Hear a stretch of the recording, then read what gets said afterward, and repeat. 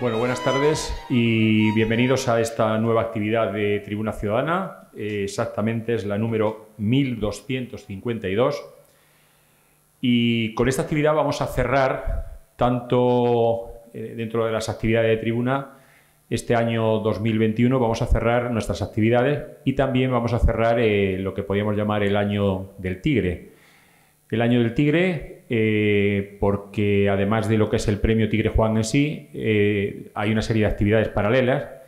Una de ellas es la que también hoy concluimos, el ciclo que denominamos La Huella del Tigre. Hemos tenido 3 actividades antes de esta, concretamente estuvieron aquí, este año ha sido todo escritoras, Laura Freixas, Irene Reyes Noguerol, Paloma Díaz Mas, y hoy concluimos con nuestra invitada, Brenda Navarro, ganadora de la 42ª edición del Premio Tigre Juan con Casas Vacías. Brenda, bienvenida una vez más a la que ya yo creo que ya formas parte de esta familia del Tigre Juan, y muy agradecido por haber aceptado nuestra invitación. Fue complicado por las fechas, pero bueno, finalmente estás aquí y te lo agradecemos sinceramente. Acompañándola en la mesa, al fondo está Natalia Cueto y aquí a mi derecha Vicente Duque, miembro del jurado del Premio Tigre Juan, que en cierta medida también se despiden como jurados, pero siguen formando parte también de nuestra familia. Y ya que estáis aquí, pues tanto a vosotros como a vuestros compañeros, Eduardo, que también está ahí, y a Fernando y a Ángela, que no están, pues lo que dije en su momento, agradeceros los 10 años que habéis estado prácticamente como jurado del premio, que han sido unos años de auténtica de éxito por parte de lo que habéis conseguido hacer, y también pues de punto de vista personal, pues muy agradable el haber convivido con vosotros. Bueno, Brenda Navarro es nuestra invitada, como digo, va a cerrar este ciclo, va a cerrar también este año de Tribuna Ciudadana, este año 2021, y unas breves pinceladas biográficas. Brenda Navarro nació en Ciudad de México en el año 1982, estudió Sociología en la Universidad Nacional Autónoma de México, es especialista en Derechos Humanos por la Universidad Iberoamericana y en Relaciones de Género por el Programa Universitario de Estudios de Género, también de la UNAM, de la Universidad Autónoma de México. Ha realizado además un máster en Estudio de Género, Mujeres y Ciudadanía por la Universidad de Barcelona y ha sido redactora, guionista, reportera y editora. Por otro lado, ha trabajado en diversas ONG relacionadas con los derechos humanos y luego tiene un proyecto editorial, Enjambre Literario, que busca tomar temas relacionados con la literatura y la vida diaria de las mujeres, además de apostar por la presencia en el mundo digital del trabajo intelectual de mujeres y la publicación de sus obras escritas. Bueno, tiene ya una producción literaria bastante interesante, con varios cuentos, ensayos, etcétera, etcétera, y sobre todo pues destacar su primera novela con la que ganó el Premio Tigre Juan del pasado año, Casas Vacías, obra editada por Sexto Piso, y nada más. Como digo, agradecerle el que esté aquí con nosotros y le cedo la palabra para que ella pues va a hacer una pequeña introducción y luego ya conversará con Vicente y con Natalia. Muchas gracias por la invitación. Quiero decir que además estoy cerrando mi año como escritora, así que me congratulo mucho que haya sido con lo que yo denominé el zarpazo del tigre, y que trataré de desarrollar lo más soberanamente posible para poder conversar con el jurado, que ellos dicen que traen preguntas y luego yo me quedé pensando que yo también traigo preguntas para ellos, así que a ver qué tal se pone. Bueno, pues primero quiero agradecer a todas las personas que están aquí en un 10 de diciembre, después de un puente en el que muchos podrían seguir de vacaciones y sin embargo están aquí conmigo. Gracias por acompañarnos. Es algo que voy a agradecer siempre. Voy a agradecer siempre a Oviedo por abrirme lo que yo considero ya mi tercera casa en España. Y así lo dejo constancia en mi familia. Y también quiero decir que por esas cosas extrañas de la vida, mi mejor amiga, que es una mujer cubana de unos 50 y tantos años, su familia viene de acá, ¿no? Entonces siempre siempre que hablamos del premio Tigre Juan me dice, mi abuelo José nació en Oviedo. Y le digo, y yo como escritora también nací allá, ¿no? Así que fenomenal eso. Cuando me invitaron a dar la conversación y me dijeron que podía hablar de lo que yo quisiera, ese es un gran peligro, porque yo siempre quiero hablar de muchas cosas y probablemente voy a divagar en muchas cosas, pero quisiera primero hablar como desde la parte personal, digamos desde el espacio privado, para después hablar un poco del espacio público y de ahí hablar de lo que significa Casas Vacías. Y lo que, insisto, ha sido el zarpazo del tigre. Para mí, ¿qué ha sido el zarpazo del tigre? Bueno, quiero decir que yo no fui escritora en México. A pesar de que el primer bosquejo de la novela lo escribí allá, fue viviendo ya en España, en Barcelona, en el que hice el segundo borrador y en el que tuve lo que yo creo que es la valentía de creerme escritora como tal, y de empezar a hacer que mi texto empezara a ser leído por otras personas, que no fuera mi pareja, mi padre y mi mejor amiga, que se convirtió en mi primera editora. Esto es importante porque lo que he aprendido viviendo en España desde hace ya casi 7 años es que si una persona quiere ser escritora, tiene muchos obstáculos que vencer. Pero si eres una escritora fuera del lugar en el que naciste, tienes muchos más obstáculos que vencer porque no conoces las reglas culturales y sociales implícitas en el lugar en el que vas a empezar a comenzar, no solo tu vida como persona, sino como escritora. Son obstáculos que a la vez se vuelven ventajas y yo creo que eso es lo que quisiera recalcar aquí. La ventaja de desconocer cuáles son los circuitos literarios, la forma de pensar de las personas, digamos, de una manera más profunda, de comprender cómo se mueven las cosas, fue lo que me dio valor. No sé si a ustedes les pasa, pero cuando ustedes conocen muy bien un tema o una situación, saben los pros y los contras, y cuando saben los pros y los contras, entonces son más conscientes, ¿no? Un poco como la maternidad. Cuando tú realmente ya eres madre y sabes de qué trata la maternidad, ya te lo piensas un poco, ¿no? Pues un poco pasa lo mismo cuando quieres ser escritora. De pronto empiezas a meterte como todas estas ideas, bueno, de por qué mi texto va a ser leído, gustado, porque a mí como extranjera me van a querer leer o publicar habiendo tantos otros escritores y tantas escuelas, etcétera, ¿no? Pero como yo no conocía mucho esto, pues me aventé. Y me congratulo mucho por eso. Es como Brenda del pasado de 2017, 2018. Muchas gracias por tener esa aventura. Porque yo no sabía a lo que me enfrentaba. Y una de las cosas a las que me he enfrentado es justamente a estar aquí. Yo lancé la novela porque estaba un poco cansada de que mis amigos escritores reconocidos en México me preguntaran ¿y cuándo la novela? Y entonces dije, siempre se me viene la palabra en inglés, perdón, me voy a retar, me voy a poner un desafío, me voy a desafiar, esa es la palabra. Me voy a desafiar y voy a saber si realmente puedo escribir una novela o si siempre voy a ser editora o correctora o lectora profesional.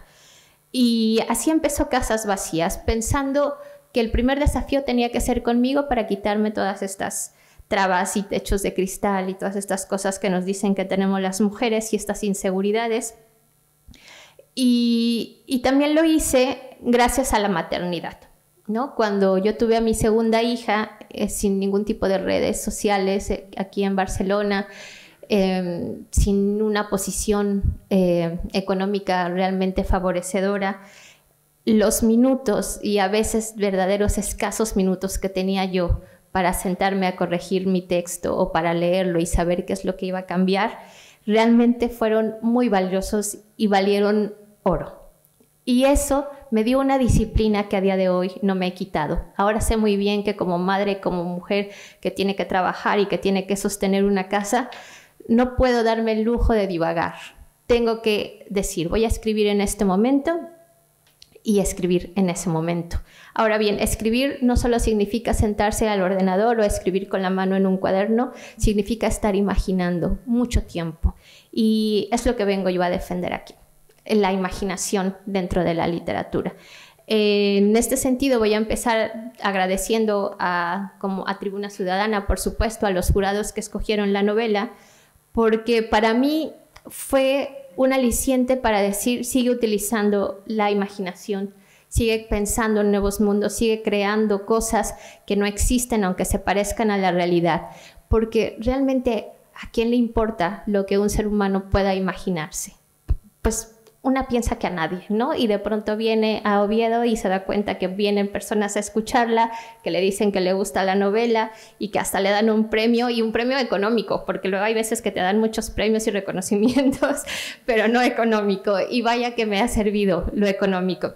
Y también quiero recalcar un poco eso, porque yo no sé quién me está escuchando, realmente no los conozco a ustedes, pero un premio económico para una escritora en un país que no es el suyo o que no era el suyo es importantísimo, porque me ha dado no solamente un lugar dentro del espacio público con la prensa, como hablábamos ahora viniendo para acá, soy como una de las escritoras que ahora los libreros tienen en cuenta, quieren saber qué va a pasar con la segunda novela, etcétera, pero tener un dinero que me haya permitido decir, voy a parar un poco para seguir escribiendo, es, yo creo, que el mejor regalo que me han dado en toda la vida, y eso lo agradezco sinceramente y lo agradeceré siempre. Así que cuando me preguntan, ¿te ha cambiado la vida el Tigre, Juan? Sí, definitivamente me la ha cambiado, porque me permitió no solo tener la certeza de que podía tener la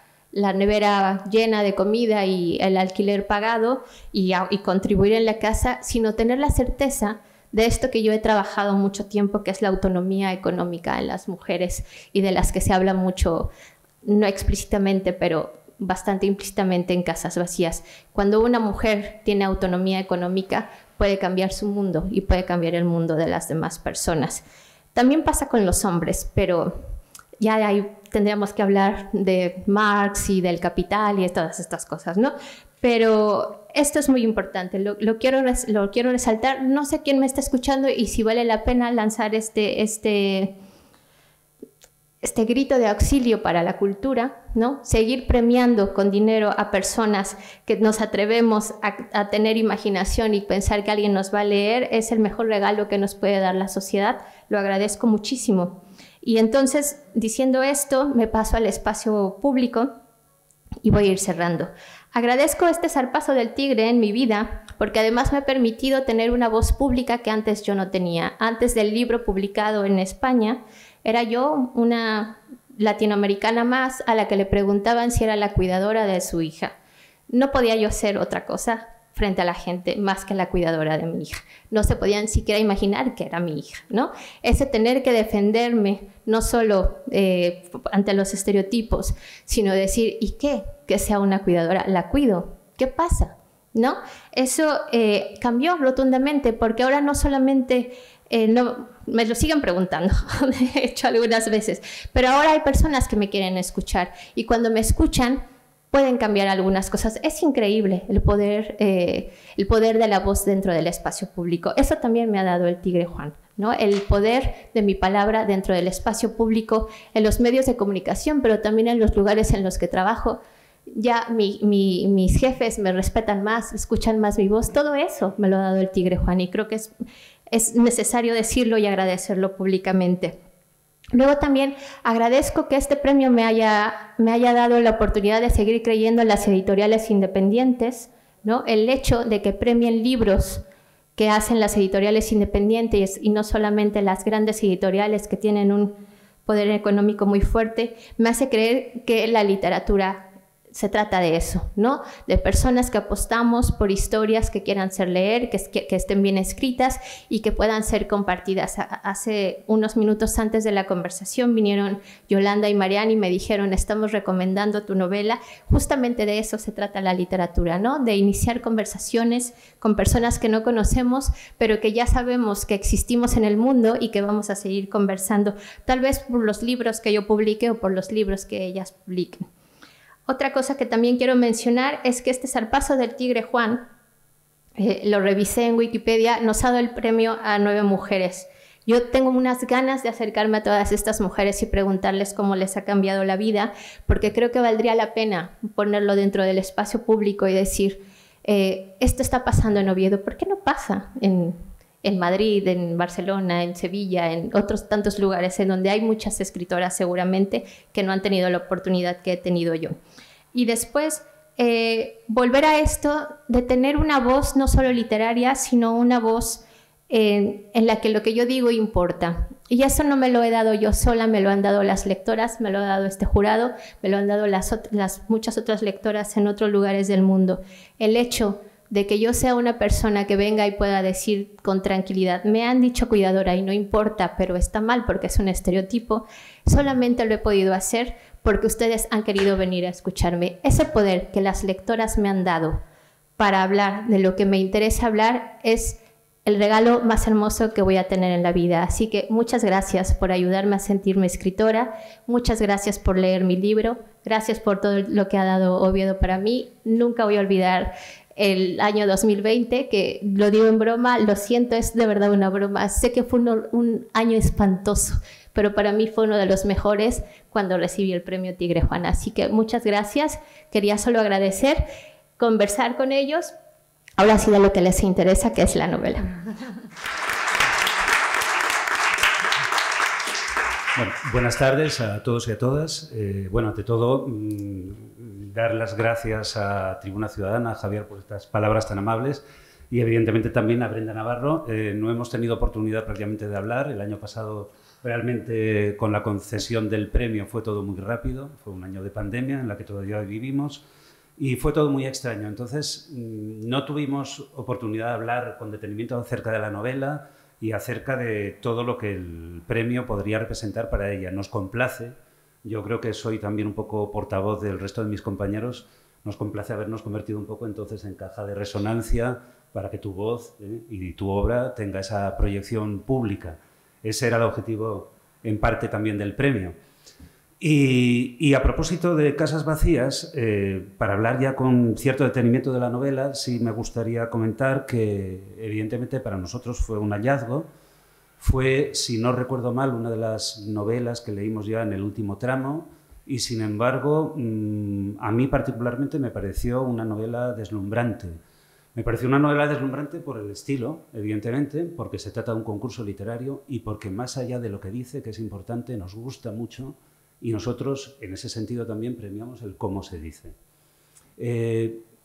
La novela es un todo y es indistinguible el fondo y la forma, evidentemente, pero podríamos decir que lo que hay es una oralidad torrencial, sobre todo en una de las dos voces, que también es una especie de espejo de una realidad torrencial. No estoy hablando solamente de México, estoy hablando también de... Bueno, la novela se sitúa en 2 espacios, no quiero tampoco desentrañar demasiados secretos para quien no la ha leído, pero básicamente es una novela que podríamos decir se concibe eso como espejo de una especie de México en llamas, de España en llamas también, y podríamos estudiarla casi como una sucesión de monólogos. Se trata prácticamente de 2 monólogos, no es solamente eso, pero técnicamente podríamos decir que van por ahí las cosas y sin embargo 2 voces que parece que quieren establecer un diálogo con la otra voz y, sin embargo, son 2 personas que no se encuentran. O apenas se ven, me parece, en un momento, en un espacio muy concreto y muy determinado, que tiene muchísima importancia para la acción, que es un parque, evidentemente, donde se produce el secuestro, digamos, entre la madre y la secuestradora. Es el único espacio en el que conviven. Y yo creo que lo que da un poco la sensación esa asfixiante de la novela, porque lo es precisamente, no sé si estarás de acuerdo conmigo, Brenda, en que es un diálogo sin interlocutor posible. Es decir, son 2 voces que no se encuentran, que parece que la voz de una está destinada a los oídos de la otra y, sin embargo, ese encuentro no se produce. Podríamos decir que es una especie así de diálogo malogrado, pero que está en el fondo, podríamos decir, un poco de la trama. Me gusta muchísimo que digas esto porque casi nadie me lo dice. Y es así como se construyó además la novela.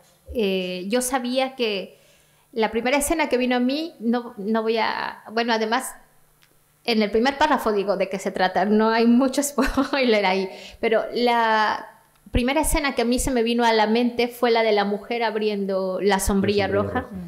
Y yo pensaba, no sé si aquí lectores y lectoras han leído a Milán Kundera, pero a mí me gustó mucho esa escena en La insoportable levedad del ser, en la que habla de cómo un personaje de la novela que se llama Teresa abre el paraguas y cuenta cómo va caminando por las calles de Praga, y Milán Kundera dice algo así como se van defendiendo las unas a las otras, mientras ellas se protegen de la lluvia, se van golpeando para sobrevivir. Eso me pareció muy potente, una imagen muy potente, y cuando yo pensé en esta escena de una mujer abriendo la sombrilla roja para protegerse, irremediablemente iba a hacerle un daño a alguien. Entonces pensé, ¿a quién le va a hacer daño? Y me senté y fue la primera voz la que respondió a mí, ¿no? Un poco así. La empecé a desarrollar y por ahí de los 5 o 10 páginas que sentía como que ya sabía un poco cuál era el daño, la detuve y entonces le di voz a la segunda voz diciendo, a ver, ahora tú qué le vas a contestar a esta mujer. Y creo que así está dividida en las 3 partes, ¿no? Una mujer plantea unas cosas y luego viene la otra y dice, vale, pero también pasa esto, ¿no? Y luego la otra dice, sí, pero también pasa esto otro. Y la otra responde, vale, también, pero también estas otras cosas pasan, y es como un diálogo, justamente. Yo me las imagino que cuando termina el libro, ellas además ya pueden respirar porque por primera vez han dicho lo que ha sucedido, y casi como que saben que se lo están diciendo a la otra mujer, aunque nunca tienen ese encuentro físico, digámoslo así, que te lo agradezco mucho porque justamente así fue pensada. Sí, yo creo, eso, insisto, en que es un poco lo que da esa sensación un poco de diálogo mal logrado, pero es la sensación asfixiante, ¿no? Es necesario escuchar un poco también lo que dice la otra, ¿no? Cada una es destinataria de las palabras de la otra, pero son palabras que nunca se escuchan. Queda un poco flotando en el vacío, ¿no? Simplemente eso. No sé, Natalia. Bueno, yo creo que, bueno, en primer lugar, buenas tardes. Muchísimas gracias por estar aquí. Como siempre, gracias a Tribuna Ciudadana por nuestro hogar, o sea, por la fábrica que han hecho para nosotros durante estos 10 años, una fábrica de afecto, de lecturas compartidas, de un tiempo que ya que se ha nutrido de experiencias como, bueno, como estar hoy aquí con Brenda, pero también con otros escritores y escritoras que nos han alimentado a lo largo de todo este periodo en el que el jurado hemos estado presentes, y que nos ha facilitado pues una ventana por donde mirar la literatura española actual, y donde aprender pues de personas y de palabras como las que hoy, con las que hoy nos está alumbrando Brenda. Vicente pues ha tocado uno de los temas fundamental, que es la imposibilidad de la comunicación a través de un no diálogo, sino de una sucesión de monólogos, como quizá ahora asistimos a lo que es la comunicación, ¿no? Lo vemos en el plano político, lo vemos en el plano personal, uno habla, pero el otro no escucha, el otro está en su monólogo, en su mirada instalada, y hay un tercero, que en este caso es el lector, que es el que construye ese posible diálogo, ¿no? En ese sentido, la técnica es excelente porque utilizas algo que está sucediendo realmente en lo que es la actualidad, ¿no? La deconstrucción del diálogo, porque al final lo que vemos es observación de monólogos, pero nos das la posibilidad al lector de sí generar ese puente que debería estar siempre presente en el diálogo y que no está. A mí me parece que la maternidad, que es uno de los pilares en el que quiero entrar después, pero la no posibilidad de la maternidad, o la maternidad infeliz, o la maternidad, en realidad lo que hace es, o yo como lectora lo que percibo es el espacio, hablas antes del espacio público, lo personal es público, lo público es personal. Lo has comentado en tu caso particular, que no deja de ser una sinécdoque de lo que pasa cuando a una mujer que realiza un oficio se la reconoce, tiene entidad precisamente porque tiene economía, y entonces como tiene economía tiene visibilidad, que es el Estado, ¿no? La novela se desarrolla en un fondo que es México, con con una violencia larvada, porque está la que es pública, la que nos hace mirar las cifras, 10 mujeres mueren cada día, pero está luego la larvada. En un momento determinado, la primera madre, vamos a decir la madre biológica, que está atravesada por la ira, ¿no? Por el odio, por la culpa, la deriva hacia la ira, dialoga con el padre, con Fran, y él dice ya, por primera vez y por última vez lo vi humano, ¿no? Porque él ha escogido la deshumanización ante lo que sucede y ella ha escogido la ira. Pero yo creo que estás hablando también de la posición del ciudadano en un Estado, en la situación que se da en México frente a los derechos humanos y concretamente frente a los derechos humanos de la mujer. Hace muy poco hemos perdido a Almudena Grandes, ¿no? La que siempre defendió pues esto, ¿no? Que lo público es privado, lo privado es público, y yo como escritora creo que tengo algo que decir en ese sentido. Entonces a mí sí que me gustaría que nos hablases un poco de esa relación que late en la novela entre soy madre, y estas son las circunstancias de ser madre, como madre soy el pilar de la familia es pilar del Estado y mi Estado no funciona y la maternidad no funciona. Sí, definitivamente no puedo negar mi pasado sociológico. De hecho, cuando decidí estudiar sociología fue porque estaba segura de que yo iba a escribir. Yo creí que iba a escribir cine. No sabía que iba a escribir libros. También recuerdo que quería ser arqueóloga y que mi madre me dijo con mucha vehemencia, no puedes ser arqueóloga porque no vas a tener trabajo. Y estudié sociología, que tampoco da trabajo. Pero bueno, no puedo dejar de pensar siempre en el contexto porque, especialmente en un país como México, en el que todo siempre es como demasiado, en el que nunca podemos respirar, y además en la época en la que yo escribí la novela, de verdad no podíamos respirar ni un momento porque había una tragedia más tragedia más tragedia, era una cosa espantosa. Yo pensaba, y me alegra haberlo logrado, o espero haberlo logrado al menos, que justamente esa era la sensación que yo quería transmitir, como pasan muchas cosas en donde parece que nadie está escuchando o decide no escuchar, ¿no? Y hay personas, especialmente mujeres, en el caso de México, especialmente mujeres, diciendo muchas cosas, lo que les está pasando, las violencias en las que están viviendo y la infelicidad total en la que pueden tener una vida. Y las personas que tienen el poder de que eso cambie no están escuchando como decisión, ¿no? Yo creo que tanto Fran como Rafael son quienes deciden por ellas. Ellas tienen que tomar o acatar otras decisiones que ellas creen que son las que ellas pueden tener de forma autónoma, pero en realidad siempre están supeditadas a lo que dicen los hombres, ¿no? En el caso de la primera voz, Fran como que le dice, vale, sé madre biológica, le impone a su sobrina, y en el caso de la segunda voz, Rafael le dice, no vas a ser madre biológica, y ellas entonces tienen que reaccionar. Creo que la palabra adecuada es reaccionar, ¿no? La mayoría de las veces las personas siempre estamos reaccionando ante lo que son nuestros deseos y la realidad, o como dicen en Twitter y en las redes sociales, la vida es eso que pasa mientras creemos que vamos a tener un poco de control. Y eso me interesa mucho. Lo hablo yo desde estas dos mujeres, pero sí creo que es un poco una metáfora, como bien lo decías tú, de la sociedad en la que estamos viviendo, en la que todos estamos diciendo, lo acabamos de decir antes de entrar a la conversación, que todos estamos muy cansados, pero muy cansados, y todos nos sentimos un poco hartos de la vida que nos ha tocado vivir, porque el pasto siempre es más verde en la acera de enfrente, ¿no? Pero porque estamos viviendo en un sistema en el que, lo leí hace rato, en un sistema que nos hace tener prisa para llegar a la rutina, ¿no? Que eso es lo más triste. Siempre vamos corriendo para llegar a una rutina que además nos cansa.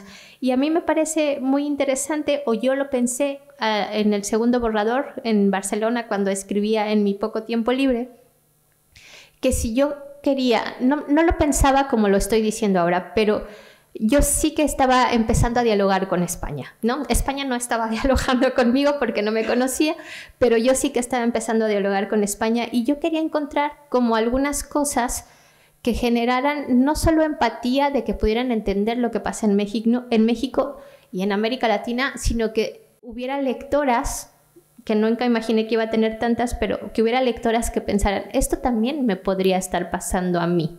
Y es para mí como que yo todo el tiempo pensaba, si dejamos que la violencia social escale a otras cosas, no solo las mujeres, sino la sociedad en general va a seguir siendo tan violentada que vamos a estar hablando y hablando y hablando y hablando y no nos vamos a escuchar los unos a los otros y nos está pasando. Eso no quiere decir que yo haya sido muy inteligente, sino que era una cosa muy obvia. Y esa sensación la quería plasmar y me da mucho gusto que al menos tú lo hayas visto así. Así que me doy una palomita en ese sentido. Sé que quieres hablar un poco de esto antes de que yo entre en la maternidad. Sí, ¿no? Era una cosa curiosa que yo tenía apuntada también. Habías hablado de... Bueno, hemos visto cómo la novela surge en un contexto terrible, en una realidad devastadora de desapariciones, en México, evidentemente, en toda América Latina, y en alguna ocasión has hablado de México como un estado feminicida, ¿no? Evidentemente, obedeciendo a ciertos usos, ciertas costumbres sociales desgraciadamente consolidadas, ¿no? Lo que me lleva a preguntarme esto es hasta qué punto esta violencia es evidente que obedece a un mapa muy concreto, que es el territorio mexicano, pero no sé si la novela pretende llegar un poco más allá y es algo también que me queda un poco sin contestar, ¿no? Al final de la lectura, probablemente porque es una invitación para el lector. Es inherente a todo tipo de estado este tipo de violencia. Quiero decir, en México probablemente se dé de una forma mucho más descarnada. Pero lo que me pregunto es si este tipo de relaciones de poder y evidentemente de relaciones violentas no constituyen también el propio Estado y hasta cierto punto se cuelan como una especie de lluvia difusa independientemente del contexto cultural en el que nos movamos. Ya puede ser América Latina o puede ser evidentemente España, la propia Europa o cualquier otro lugar. Sí, agradezco mucho la lectura de mis dos acompañantes. Sí, yo definitivamente soy una férrea defensora de decir que esta violencia es totalmente creada por el Estado y que además no hay Estado que no se haya cimentado bajo estas relaciones. Y voy un poco más allá. Lo que a mí más me interesaba cuestionarme a mí cuando escribía la novela es cómo hace una persona para sobrevivir una desaparición. Y luego me he dado cuenta con el paso del tiempo, porque esta novela se publicó en 2018 y estamos en 2021 y sigo conversando constantemente con lectoras y analizando ya no como escritora, sino como conversadora de mi propia novela, que en efecto, que la mayoría de los estados, como los concebimos ahora, están cimentados bajo desapariciones, ¿no? O sea, nos podemos centrar en España, pero nos podemos centrar también en lo que decimos que es Europa del Este. Todos los países de Europa del Este han tenido una serie de desapariciones tremendas y eso ha permitido la desaparición de personas que tenían que contar la otra versión de la historia oficial. Es lo que ha permitido que nosotras estemos hoy aquí sentados, ¿no? Y creo que sí es tarea de la literatura, más allá de la sociología y de las ciencias políticas, creo que sí es tarea de la literatura empezar a cuestionar qué tipo de Estado es el que estamos habitando. Y no porque la literatura tenga que ser ideológica, sino porque justamente creo que la literatura es el único puente que hasta ahora yo conozco que permite que se hagan cuestionamientos de índole ético y filosófico sin que entremos en discusiones polarizantes, ¿no? Es decir, tú puedes tener una lectura, las compañeras de aquí enfrente pueden tener otras, todo el mundo puede tener su propia versión y vamos a seguir defendiéndola y vamos a saber que estamos hablando de un libro. Y eso nos permite tener una distancia sin que nos sintamos interpelados personalmente, y como en el fútbol, ¿no? El fútbol justamente busca la pasión y busca que nos sintamos interpelados, y yo soy férrea fanática del fútbol, o sea, no lo estoy criticando, pero estoy haciendo esta gran separación de la literatura. Para mí ahora es la que me ha hecho hablar con personas que ideológicamente, digamos, estarían frente a la otra trinchera, y me han permitido tener la comunicación de, vale, tú piensas esto, yo pienso aquello, pero fíjate, si te das cuenta, el mismo dolor de las desapariciones y del Estado y de la violencia sistemática hacia las mujeres la estamos viviendo todas las personas, ¿no? Así que sí, soy férreamente responsable de decir todo el tiempo que sí, todos los estados actualmente están basados sobre la desaparición de las personas, sobre la violencia sistemática hacia las mujeres y, por supuesto, sobre las clases sociales, que también es un tema que quise dejar marcado en la novela. Al hilo de lo que estás diciendo, en un momento determinado recoges una frase que dice: el que desaparece se lleva algo de ti que no vuelve. Se llama cordura, ¿no? Un poco porque, por hilarlo con lo que estás comentando, ¿no? La importancia de la desaparición en este texto, pero que al final es eso, es que el texto está lleno de una especie de expediente, por decirlo algo así, sociológico de lo que está sucediendo en muchos lugares y en muchos lugares a la vez. Claro, es un libro de violencia, es un libro de Estado, es un libro de familia, pero antes de entrar en la familia, que quizás son todos los elementos que yo quiero tocar, es el papel de la maternidad, ¿no? Hasta hace muy poco, pero muy poco, no se podía cuestionar la maternidad. Era algo que, bueno, venía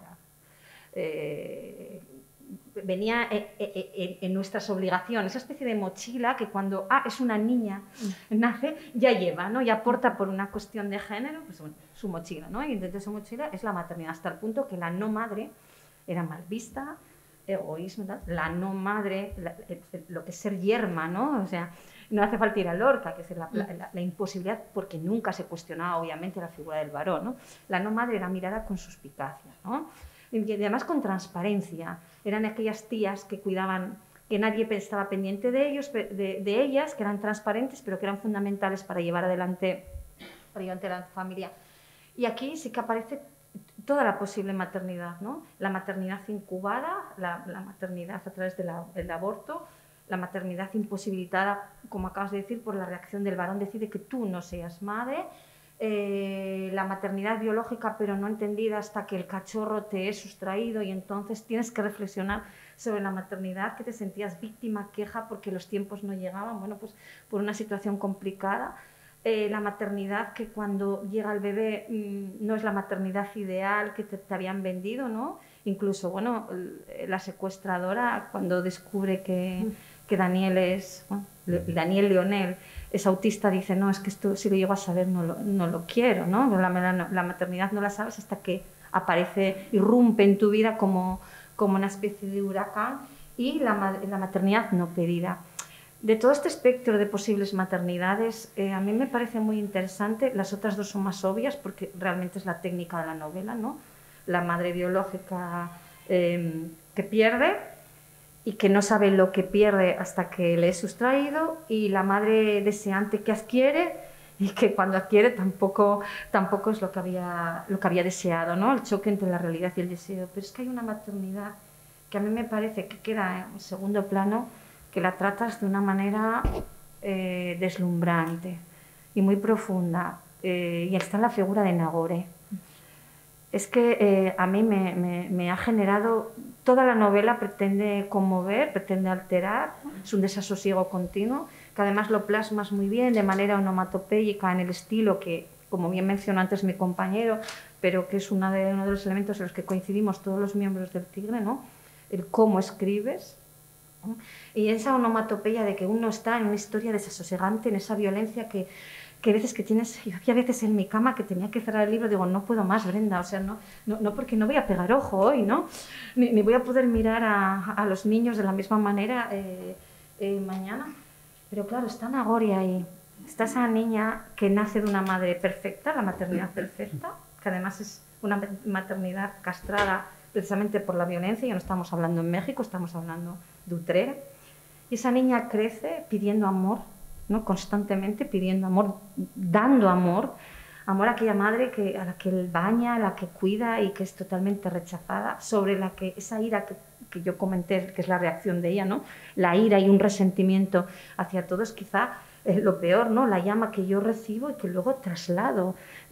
Ese daño que me han hecho y que luego lo inoculo en un ser que además solo ha venido a quererme, porque es que esa niña, vale, ha tenido un entorno maravilloso, una madre perfecta, la madre le es sustraída y entonces llega a una madre que ha dicho que va a ejercer una maternidad no pedida. Me gustaría mucho que explicases cómo construyes este personaje, porque entiendo que los otros dos, y con la clave que nos has dado, es el eje de la novela. Pero ¿y este que queda en segundo plano, que es lo atraviesa y que corta, ¿no? Esa niña que crece además en ese ambiente y luego las consecuencias, porque nos la haces grande en la novela, nos la conviertes en mujer. Yo creo que Nagore nació sola, ¿no? Es de esos personajes que aparecen y que tú no te habías imaginado que iban a aparecer. Pero nació con un objetivo, digamos, desde lo literario muy, muy fijo desde el inicio, y era justamente la infancia, porque para mí hay una gran preocupación que me atraviesa profundamente, son las infancias, ¿no? Antes de la pandemia yo todavía pensaba que en España no tanto, pero después de la pandemia creo que España también, ninguneamos a la infancia de una forma espantosa, ¿no? No les damos no los hacemos personas hasta que creemos que pueden ser personas.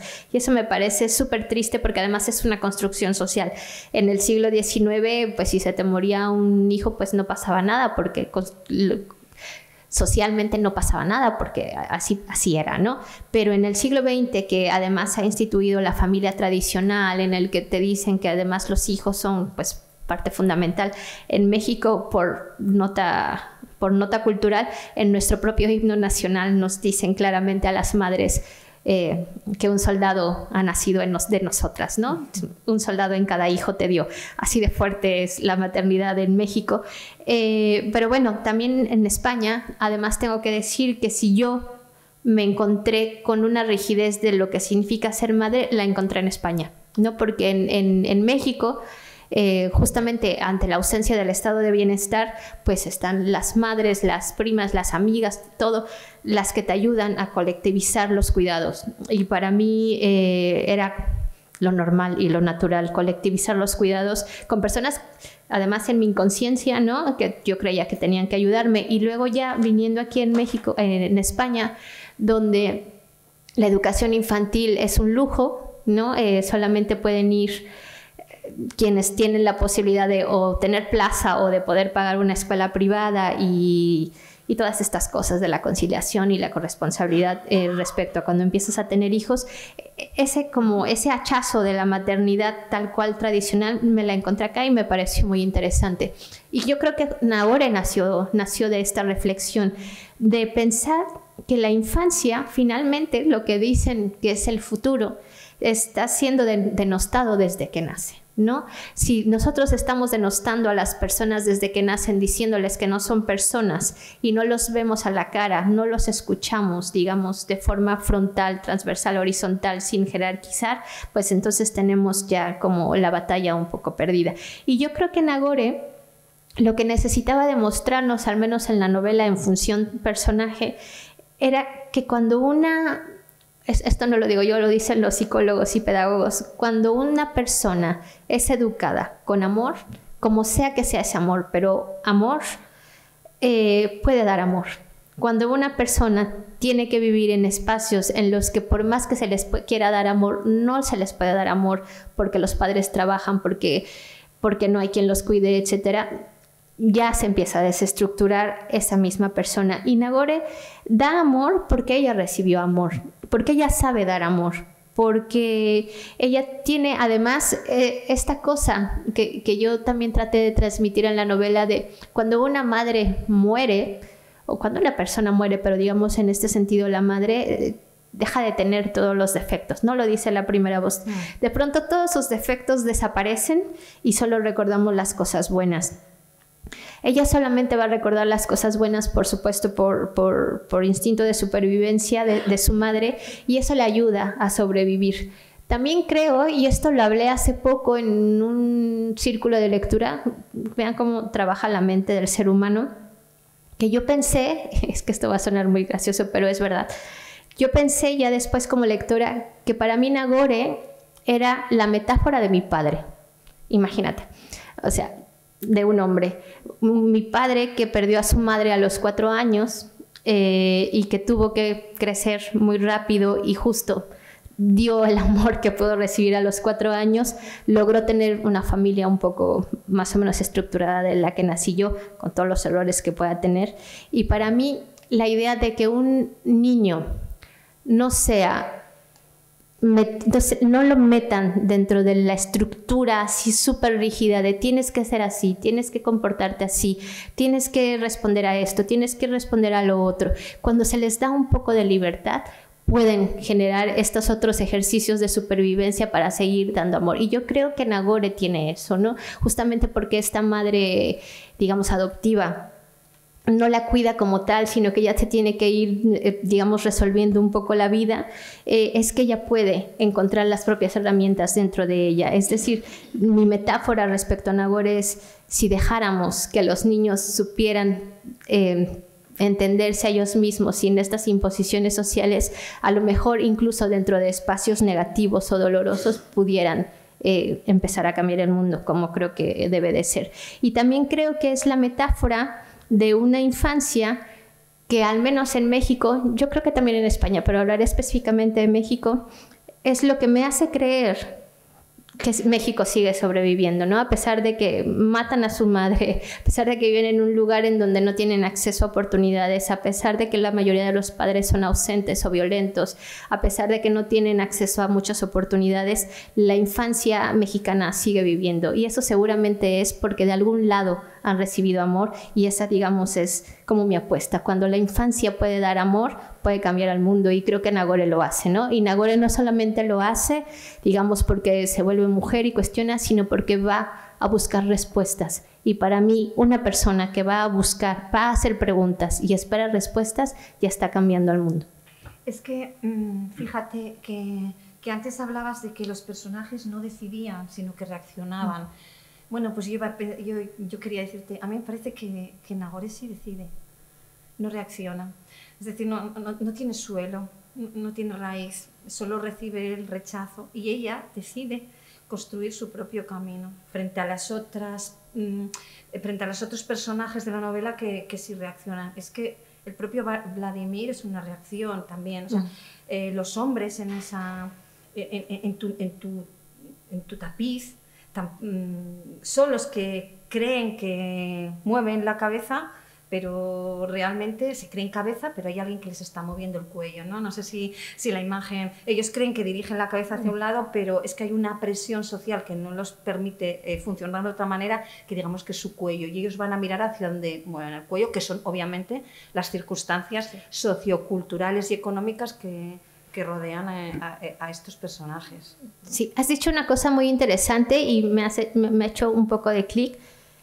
No lo había pensado así hoy, pero en algún círculo de lectura sí que lo pensé. Es que Nagore además es migrante, ¿no? Es una persona que tiene que sobrevivir en un espacio que no es el suyo, como ya les conté yo hace rato, encuentra formas que en su propio, digamos, lugar a lo mejor no ve con claridad. Cuando entra a lugares nuevos y ve otras cosas nuevas, cuando se tiene que aprender a relacionar con esas cosas que no le fueron dadas per se, se genera más herramientas a sí misma. Y yo creo que ahí también, ahora que lo dices, me parece que es como una apuesta también a esta movilidad, ¿no?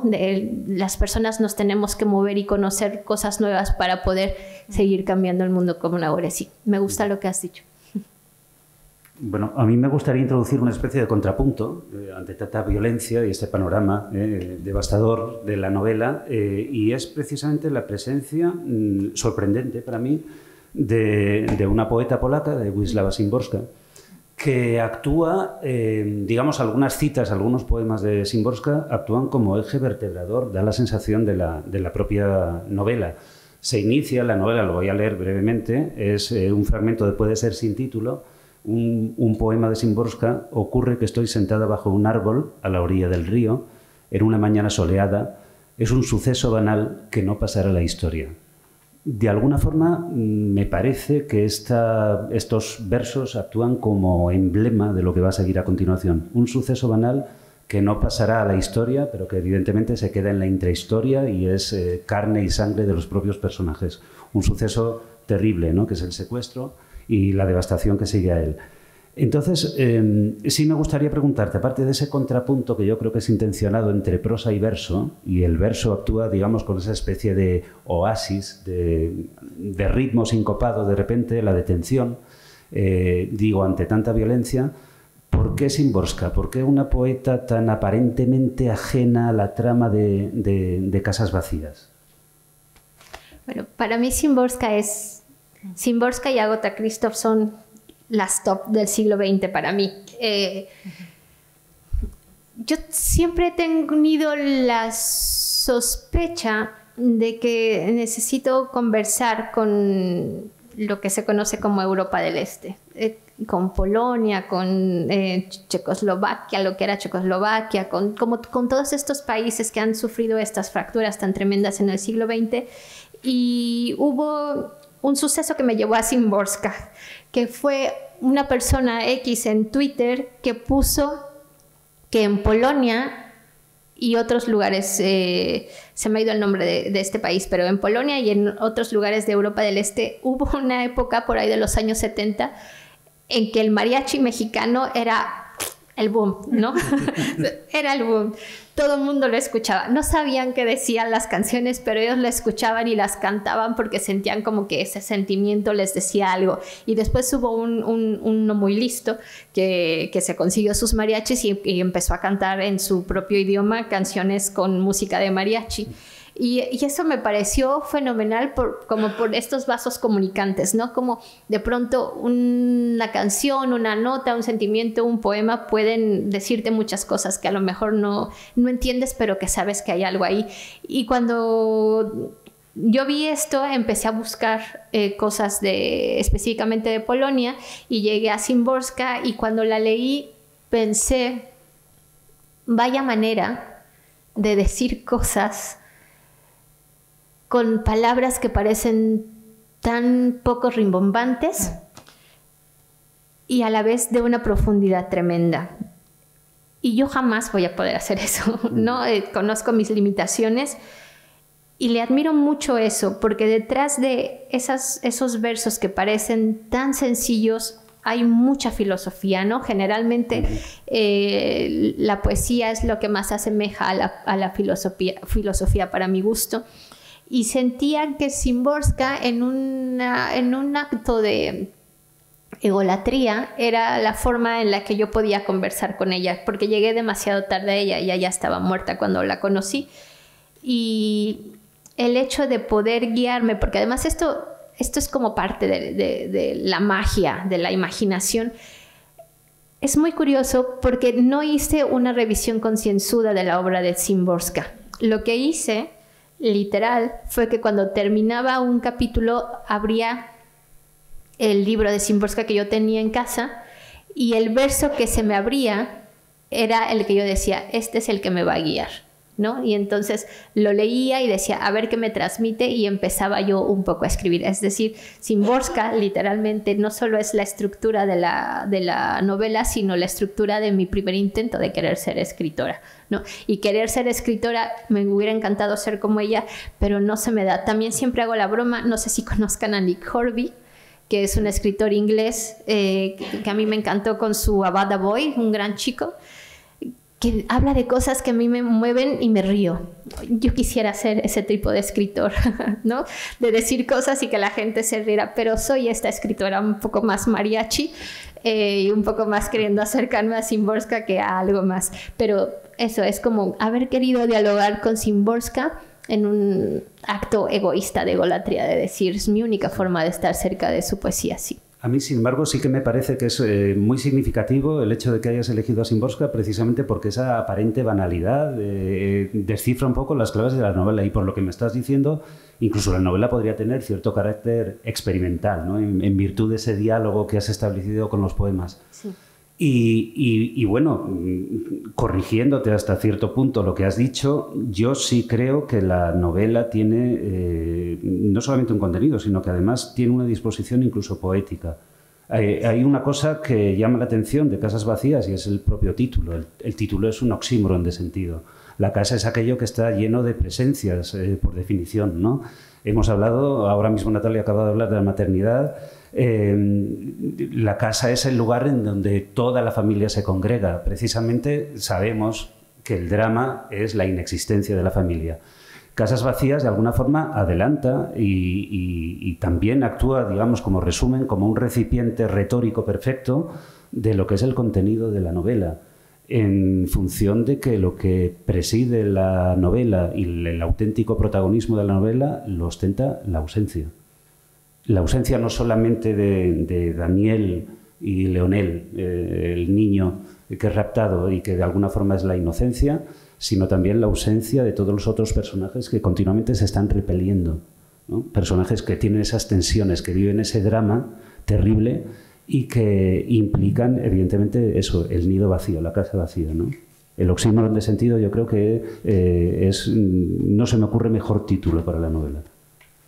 Muchas gracias. Sí, esta novela, el título de la novela me ayudó a encontrarlo Yuri Herrera, por eso aparece en la dedicatoria, porque yo le había puesto un título que todo el mundo me decía era horrible, pero que tenía su algo, porque lo dice Nagore, ¿no? Cuando Nagore habla de los pájaros que se estrellan en el cielo, y así era el primer título de la novela, y todo el mundo decía, no, eso es horrible, quítalo, no va a llamar la atención. Y justamente hicimos un ejercicio que hacen la mayoría de los talleristas cuando buscan un título, es como tratar de encontrar las palabras como que más te resuenan. Y cuando llegamos a Casas vacías, sí, siempre le quiero dar el crédito a Yuri porque en realidad él fue como, ya, es ese, ¿no? Lo que nos pareció muy interesante es que lo que sucedía en México sigue sucediendo, pero en ese momento era como nuevo para nosotros. Era que justamente las madres de las personas desaparecidas estaban dejando sus casas para ir a buscar a sus familiares.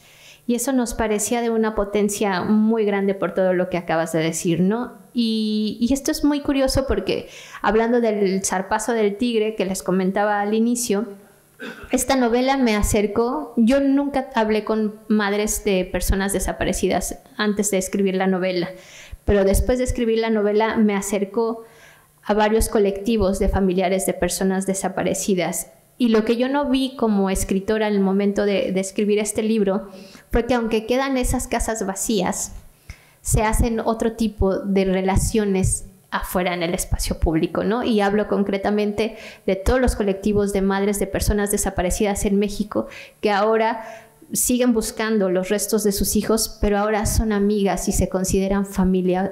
Es decir, así de fuerte es el amor de una madre, ¿no? Que sigue buscando a su hijo y sigue teniendo vida. Porque yo empecé este libro preguntándome, ¿cómo hace una persona que ha perdido que le han desaparecido a una persona para seguir viviendo? Y lo que aprendí como persona es que siguen viviendo y siguen riendo y siguen construyendo cosas. Y en el caso de México, y ojalá un día lo vea en España, han hecho que creamos otra vez en la justicia, porque ellos nos están haciendo pensar otro tipo de justicia, que es el que justamente se unan ellas y creen otro tipo de lazos sociales fuera de las casas que las oprimían, ¿no? Hacer una gran casa. Claro, es que se me ocurren tantas cosas, me estalla la cabeza, es una explosión de escucharte y relacionarlo con la lectura y con claves que traía para comentar, que me apetecen hablar tantas cosas y el tiempo se nos va. Creo que es bonito lo que acabas de decir, la sororidad, ¿no? La sororidad que precisamente en esta novela nace por oposición. Me voy a explicar. Las mujeres son tan malas para las mujeres aquí que realmente funciona como un modelo negativo de educación, ¿no? Quien lea esta novela dice, no, nosotras no somos así, no nos podemos permitir esto, nos gustan los hombres canallas, a ella la embarazó, pero a mí no me la embarazó, a mí me gusta quitarle al hombre, no sé, me venían las canciones a veces tan sexistas y tan degradantes hacia la mujer, pues que escuchan a los jóvenes, ¿no? El reggaetón, donde siempre es yo te voy a quitar a ti, siempre está en el mundo femenino esa rivalidad, ¿no? Que es justo lo contrario a la sororidad, que es un poco donde has acabado toda esta intervención, ¿no? En esos nidos vacíos salimos, llegamos al espacio público y establecemos lazos porque tenemos una causa común, ¿no? Que es la desaparición, pero vamos a seguir amándonos, ¿no? Vamos a cuidarnos, vamos a seguir generando amor, por lo que hablábamos al principio, ¿no? Madre, familia, Estado. Por supuesto que atomizas la familia, ¿no? Los mayores monstruos aparecen en el interior de estas familias, bueno, hasta el final, que no lo quiero desvelar. Cierto, pero detrás de la familia también está el amor, ¿no? Que es otro de los temas que tocas como modelo negativo. Lo mismo que te acabo de comentar respecto a la mujer con las otras mujeres, ¿no? Utilizando uno de los poemas que añades de Szymborska, que por cierto es también mi poeta preferida, por lo mismo que acabas de decir tú, por decir tanto con tan poco y tan simple y sencillo, dice, es posible desacostumbrarse, ¿no? Y eso lo relaciono con el desamor, ¿no? Es posible dejar de amar, que en un momento determinado ella dice, cuando yo decidí amar a Fran, ¿no? Aunque todo mi cuerpo se me iba por Vladimir, ¿no? Cuando empecé a creer que el amor era una decisión. Y creo que a lo largo de la novela planteas esa dualidad, el amor es una decisión o el amor es un destino, porque creo que el destino también está presente en muchísimos contenidos, pero también en muchísimos significantes, lo haces explícito en numerosas ocasiones, ¿no? Somos destino, dices la suerte, bueno, la suerte, el destino, la vida es lo mismo, ¿no? O sea, nos planteamos, nosotros podemos decidir, no podemos desacostumbrarnos,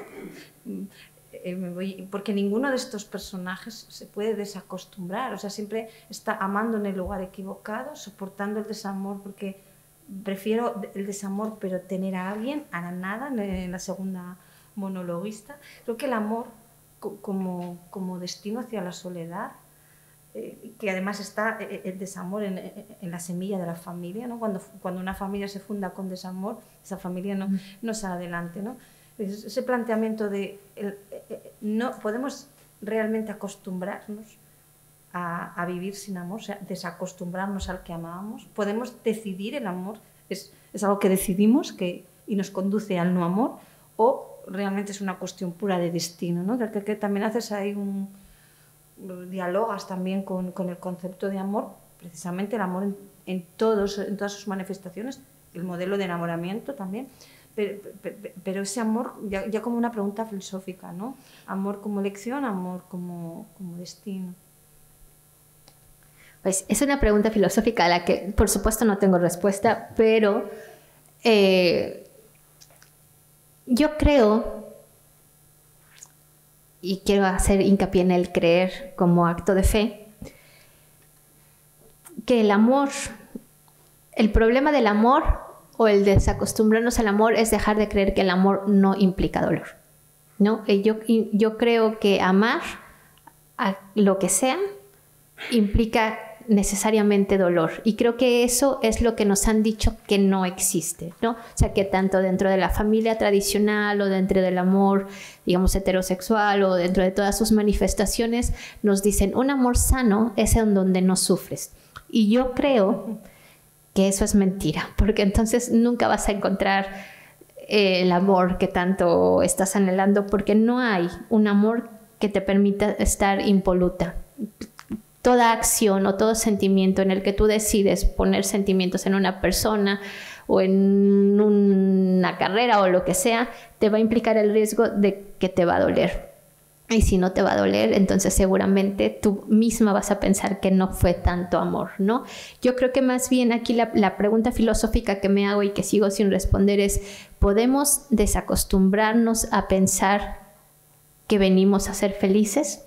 porque creo que ese es el gran problema que nos está quejando últimamente, ¿no? Como al menos en mi generación y en las generaciones que vienen, esta búsqueda incesante de no querer sentir dolor.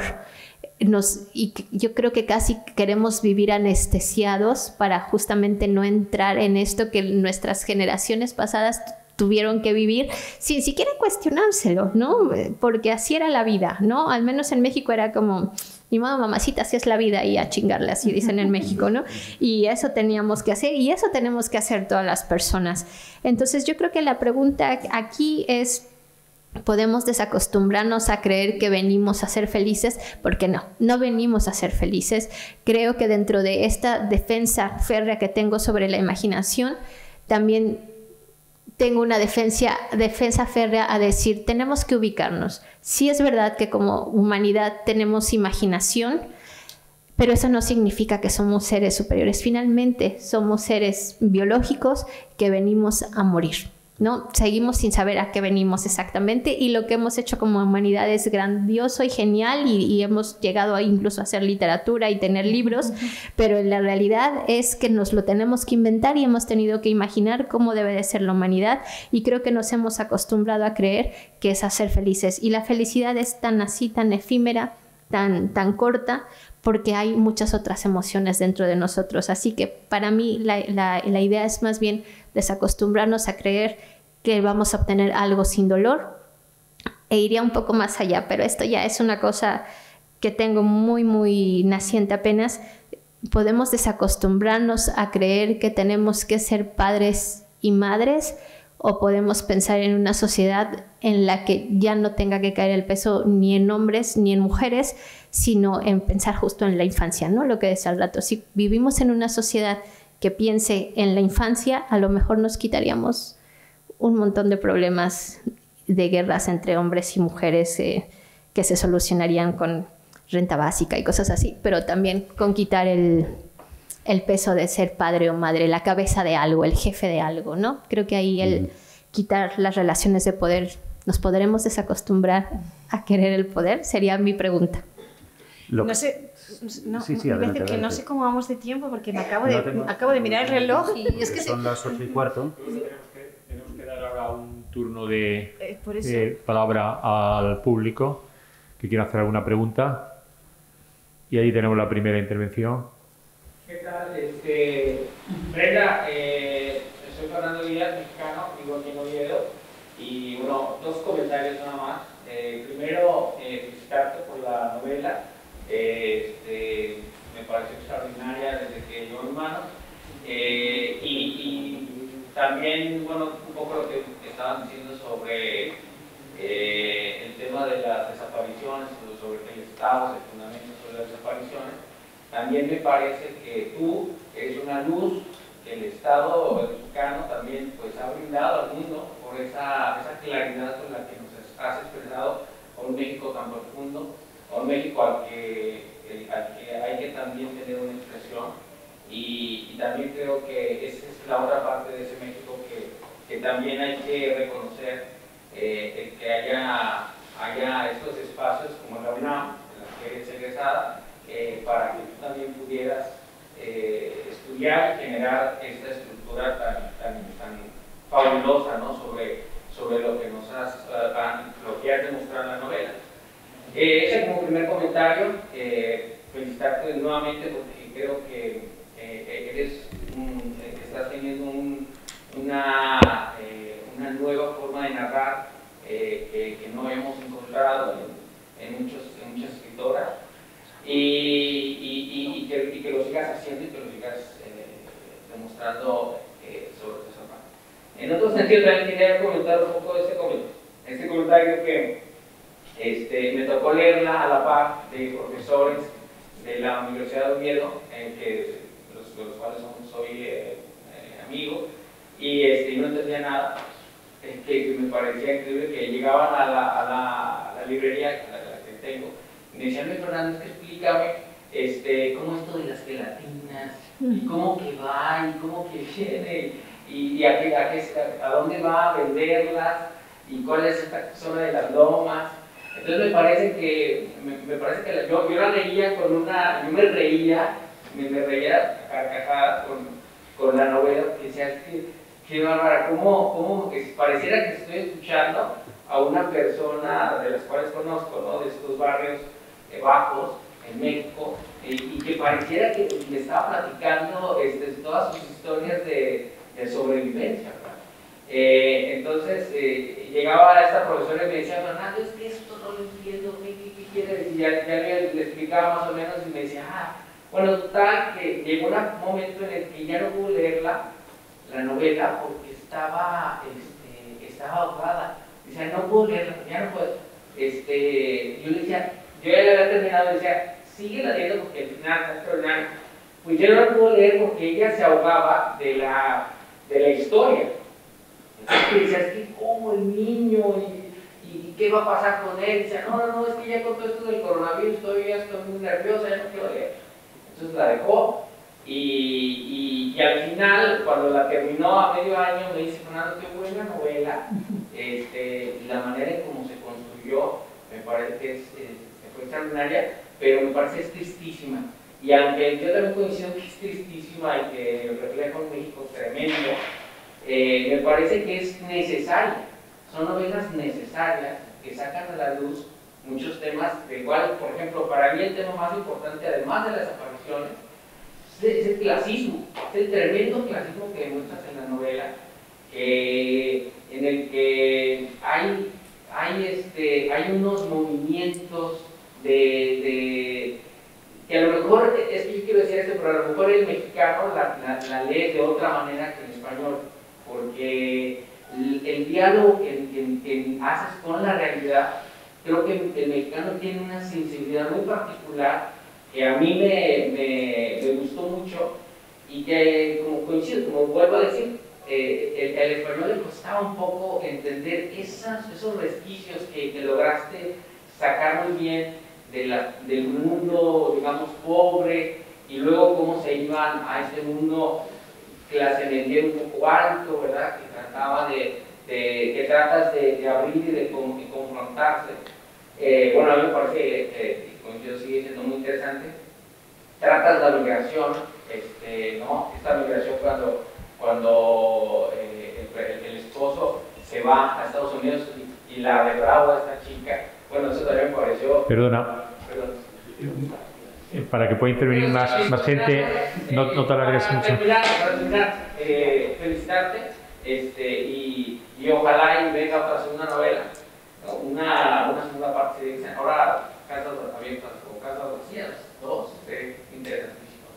Gracias. Yo solo quiero hacer un comentario. Yo creo que las mujeres y los lectores y lectoras en España la han entendido muy bien. Vamos por la 6ª edición y he tenido muchos círculos de lectura con mujeres. Creo que la literatura justamente ha sido ese puente. Creo que no hay que desconfiar de los lectores, son mucho más inteligentes de lo que creemos. Ese sería como mi último comentario. Gracias por tu comentario. Yo quería preguntar, como no he leído la novela, por ejemplo, tu forma de pensar o de escribir ha incluido, ¿verdad?, dos posiciones que no son contrapuestas para mí en el sentido literal de México, ¿no? Una figura como Octavio Paz ha influido en ti, eso por un lado, y otra figura como Cantinflas, con todo el significado popular que tiene y la reivindicación también social, ¿significa algo en tu obra o tu forma de escribir, por ejemplo? Es la pregunta más profunda que me han hecho en toda mi vida, que lo sepas.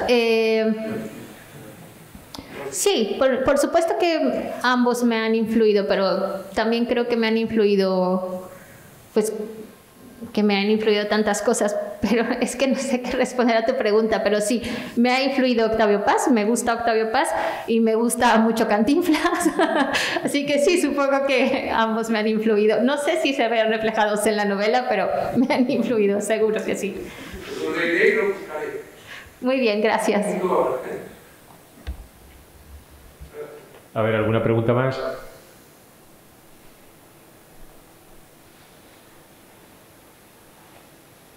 Bueno, también felicitarte por este premio sin duda merecido y es una alegría también saber que ha sido tan importante en tu vida y eso nos alegramos mucho.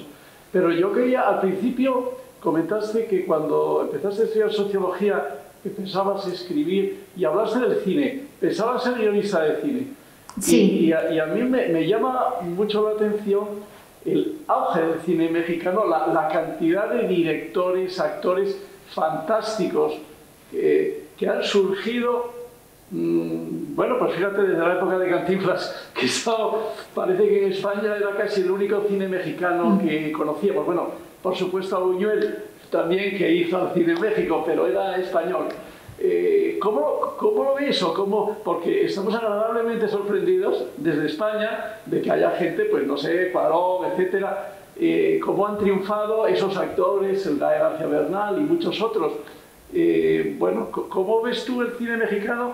Y bueno, y únicamente ya a título personal, si realmente todavía tienes en tu imaginación el poder escribir algo para cine. Bueno, yo veo a los artistas y a las artistas mexicanas muy bien. Creo que tienen muchísimo talento, lo que pasa es que no hay los apoyos suficientes para la cultura en general, no solo en México, sino en general, en todo el mundo no se invierten mucho. Y esto no lo dije explícitamente, pero creo que el salirnos de nuestro estado de confort, que sería nuestro hogar, nuestra casa, el entorno en el que hemos crecido, y encontrarnos en otros espacios nos hace ver esas cosas que no veíamos. A mí me pasaba en Ciudad de México, veía personas que iban de otros lugares. Yo decía, ¿cómo lograron esto? Y si yo vivo acá, porque uno se acostumbra y se genera sus propios techos, y cuando salimos nos damos cuenta que podemos hacer otras cosas. Creo que ahora hay un gran auge, no de cine, porque el cine es muy caro, pero de producción de series. Hay un gran auge actualmente en México, hay una economía que está creciendo muchísimo, y estaba hablando con algunos colegas y estábamos hablando de la posible mexicanización de la cultura latinoamericana, porque se está haciendo muchas series en México. Yo no sé si por impuestos, por la cercanía con Estados Unidos, no lo sé realmente, pero la mayoría de las series que se están haciendo actualmente de forma internacional están sucediendo en México, y creo que eso es buenísimo para las personas mexicanas, pero sí hay como un cierto temor de los colegas latinoamericanos de decir, bueno, ¿y por qué no se invierte en nuestros países? Y creo que es válido, pero yo los veo muy bien y estoy muy contenta de que guste tanto Cuarón y que guste todos los mexicanos y latinoamericanos. A mí me encanta el diálogo, conocido como iberoamericano, así que por mí genial. Y la otra pregunta era, perdóname, se me olvidó. Que sí. He sido guionista y me gustaría seguir siendo guionista, pero veo un poco difícil que decirle ojalá. Justamente hoy me llegó el correo de que ya mi novela está en proceso de que se haga película, y estamos viendo la posibilidad de que yo pueda participar. No lo sé todavía, pero si puedo participar o me decido participar, porque es complicado separarse de la obra y luego una estorba más que ayuda, pues se me haría en aparecer en cine. Si no, ya veremos. Pero sí, soy gran fanática del cine. Incluso diría que fui primero más aficionada al cine que a la literatura. Se me dio después la literatura. Bueno, por lo que vemos, la segunda, dentro de que Tribuna Ciudadana está dentro de la organización del Premio Tigre Joven, la segunda novela que se va a llevar al cine. O sea que, ojalá que sí. Queremos que este jurado da en el clavo. Muy bien. Bueno, pues yo creo que tenemos que concluir aquí porque el tiempo así lo dicta. Agradecerle a Brenda su presencia aquí, volver a felicitarla por este magnífico libro que ha calado tanto en tantos lectores y lectoras. Y a mis compañeros Natalia, Vicente, Eduardo y los que no están, Fernando y Ángela, pues muchísimas gracias por todo lo que habéis hecho por este premio. Y nada, como ya no nos vamos a ver hasta el próximo año, pues feliz Navidad y feliz 2022. Gracias.